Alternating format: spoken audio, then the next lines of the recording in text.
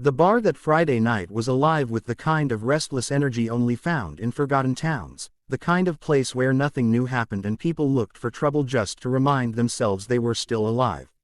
Neon signs buzzed faintly outside, their red and blue light bleeding into the windows, painting the smoky air inside in restless hues. The jukebox in the corner rattled out an old Lynyrd Skynyrd track, the bass muffled by years of dust, but loud enough to compete with the roar of laughter coming from the group of bikers occupying the middle of the room. Their leather jackets glistened under the dim light, patched with insignias of their motorcycle club, skulls and fire stitched across their backs like warnings. Beer bottles clinked against wooden tables, their laughter carried with the sharp edge of cruelty that always made other patrons nervous. At the far end of the bar, almost invisible by design, sat a woman. She was not dressed for attention. A plain white blouse, simple jeans, and worn boots that had clearly carried her across many roads. Her hair was tied back in a no-nonsense ponytail, not a single strand framing her face with any intent of seduction. Her movements were small, deliberate, lifting her glass, sipping, setting it down, her posture relaxed but uninviting. If anything, she wanted to disappear into the shadows, to be left alone. But in a place like this, that was exactly what drew the wrong kind of attention. Cole, the one with the loudest laugh and the heaviest swagger, noticed her before anyone else. His grin was crooked, one of those smirks that always promised trouble. He thrived on moments like these, when he could turn the spotlight of his gang's attention onto someone weaker, someone ordinary. To him, it was sport. Picking on someone who didn't belong here was as natural as breathing. He leaned back in his chair, tilting his beer bottle toward her like a pointer, and nudged the man beside him. "See that one? Looks like a church mouse wandered into the lion's den," he said, his voice carrying just loud enough for others to hear. His buddies snickered, their laughter growing until it fed his confidence. Rising slowly, Cole made his way toward her, his boots echoing on the sticky floorboards.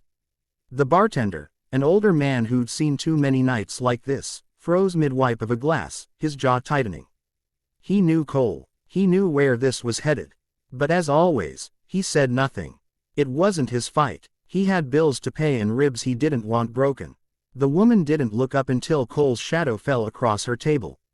She lifted her eyes, calm, steady, a coolness there that didn't match the modest way she dressed. Cole leaned in, too close, his beer breath mixing with the acrid smoke hanging in the air. "What's a little bird like you doing in a place like this?" he drawled, his tone deliberately mocking, testing. "Just having a drink," she said simply, her voice soft but firm. She didn't smile, didn't flinch, didn't look away. That irritated him. Cole smirked wider, taking a long sip from his bottle before setting it down loudly on her table. "You're either lost or stupid. Either way, sweet thing, you don't belong." His buddies at the back began to chuckle, waiting for the show. The woman didn't move, didn't react, and that infuriated him even more. He thrived on fear, on wide eyes and trembling voices, and she was giving him nothing. So, he pushed further. His hand darted forward suddenly, fingers brushing her sleeve, tugging the fabric as though testing it. "That's a nice shirt," he said with a grin that turned cruel, "but I bet what's under it is even better." The woman's eyes flickered down to his hand, then back up to his face. Her stillness only fueled his arrogance. He wanted to break that composure, to prove she was just like all the others. With a sudden, aggressive jerk, he gripped the edge of her blouse and yanked. The sound of tearing fabric ripped through the air, sharp and shocking. The bar froze. Conversations cut off mid-sentence, the jukebox's music suddenly absurd in the silence. A few gasps echoed. Some patrons turned their faces away, ashamed to watch but too afraid to step in. Others stared, morbidly fascinated by the cruelty playing out in front of them. Cole laughed, expecting her to shrink back, to scramble to cover herself, to cry out in embarrassment. That was the climax he craved.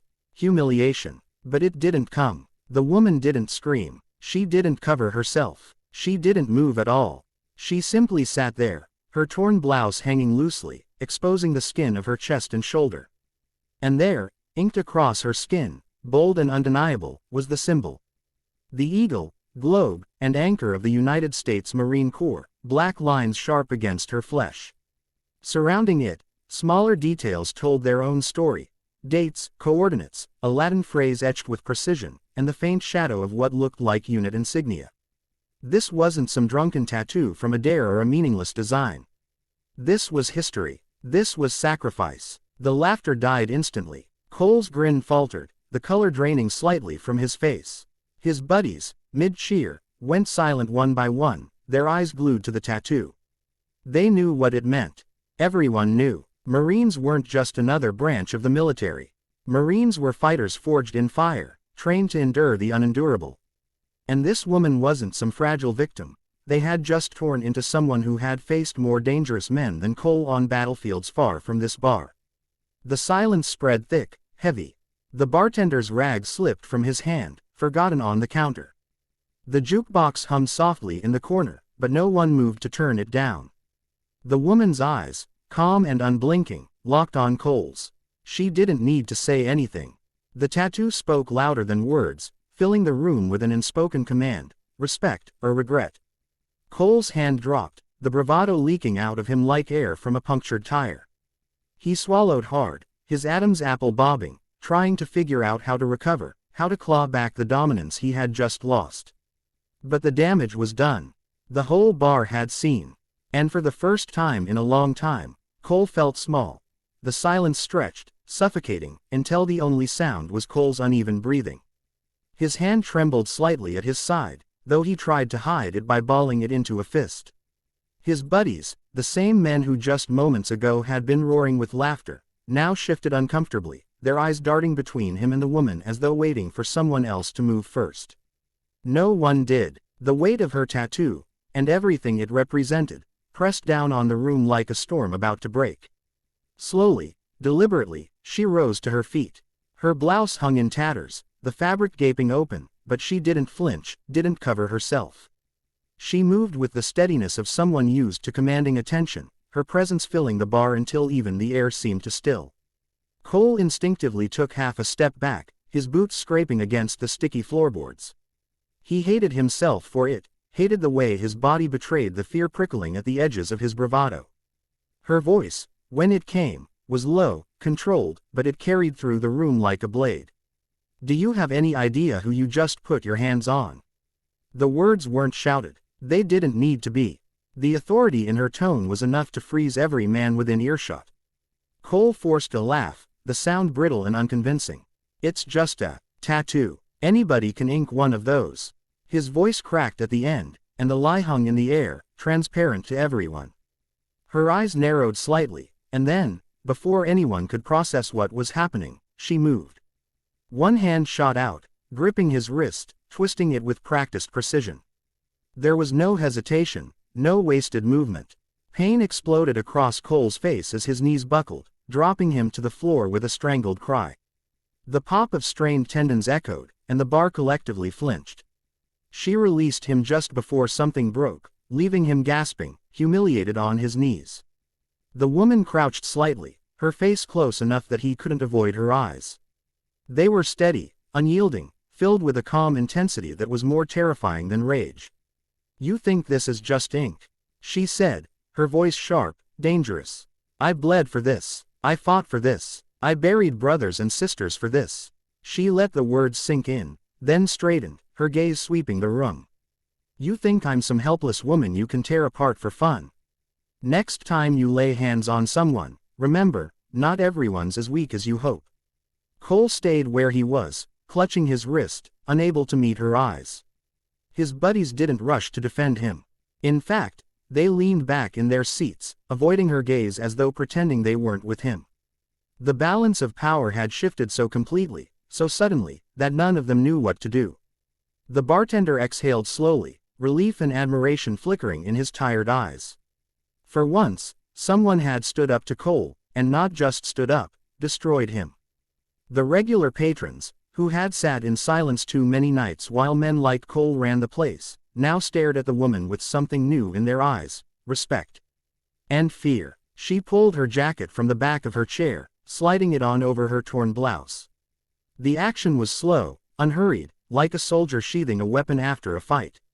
She reached into her pocket, dropped a few bills on the counter for her drink, and turned toward the door. Her steps were steady, measured, as though she hadn't just shattered the bars and spoken hierarchy in less than 2 minutes. No one dared stop her. No one dared speak. She pushed open the door, the night air spilling in, carrying with it the scent of rain and freedom. For a brief moment, silhouetted by the neon glow, she looked larger than life, like a figure stepping out of a legend. Then she was gone, swallowed by the darkness outside. Inside, the silence lingered. Cole slowly got to his feet, his face pale, his wrist throbbing, his pride shattered. He tried to meet his gang's eyes, but they avoided him, their loyalty already cracked. Respect was a fragile thing in circles like theirs, and tonight, he had lost it all to a woman who hadn't raised her voice once. The bartender picked up his rag again, shaking his head slowly. "Guess you boys just learned a lesson," he muttered, not bothering to hide the satisfaction in his tone. And the bar, once filled with cruel laughter, remained frozen, haunted by the image of the tattoo that had silenced them all.